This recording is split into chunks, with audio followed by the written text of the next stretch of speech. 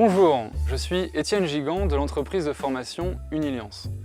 Je propose des initiations à un modèle utilisé en développement personnel qui s'appelle l'énéagramme et qui définit 9 grands profils de personnalité. Sur cette chaîne, vous trouverez une vidéo qui présente ma vision de l'énéagramme. Je rappelle ici que c'est un système complexe qui n'est pas enfermant. Au contraire, c'est pour moi un outil d'émancipation. Aujourd'hui, je vais vous parler du profil 1. Le point 1 de l'énéagramme, c'est la partie de nous qui recherche le sentiment de justesse, la sensation que les choses sont à leur juste place et que le monde se transforme en faveur de quelque chose de mieux. Les gens qui incarnent le profil 1 ont à cœur tout particulièrement ces valeurs de justesse et d'amélioration.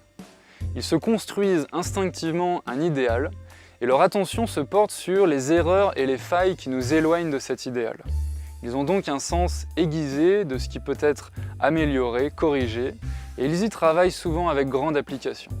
De manière générale, on peut dire que leur vie est dédiée à la mission d'améliorer les choses.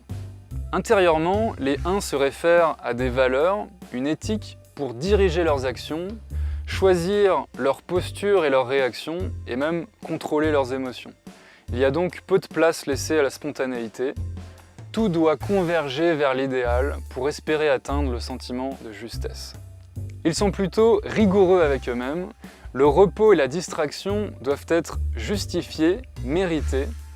Et le critique interne, la petite voix qui juge s'ils font bien ou mal, est très souvent à l'œuvre.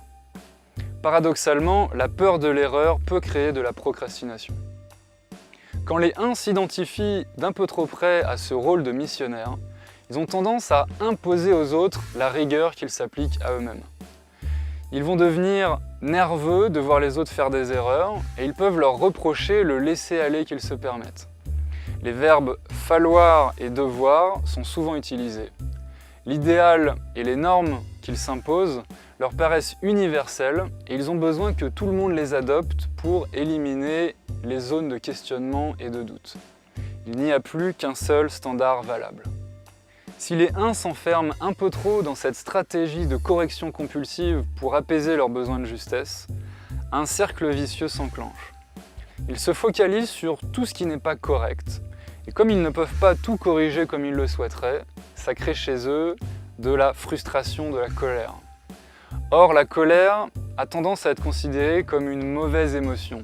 Elle ne colle pas bien avec l'idéal de justesse. Et donc, cette colère est réprimée, contenue. Et plus la colère est réprimée, plus elle se renforce, et ainsi de suite.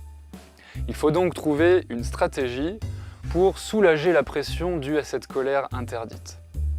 Ce que l'inconscient choisira de faire en premier, c'est de trouver une manière de la justifier. Donner à cette colère une forme de passeport pour lui permettre de sortir de manière contrôlée.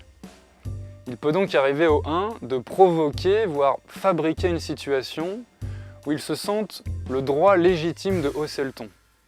Reste ensuite à contrôler la quantité de colère qui peut sortir, ce qui peut être compliqué quand il y en a beaucoup. On assiste donc parfois à ce qui paraît être des réactions excessives nées de situations artificielles. En fait, c'est une forme de soupape.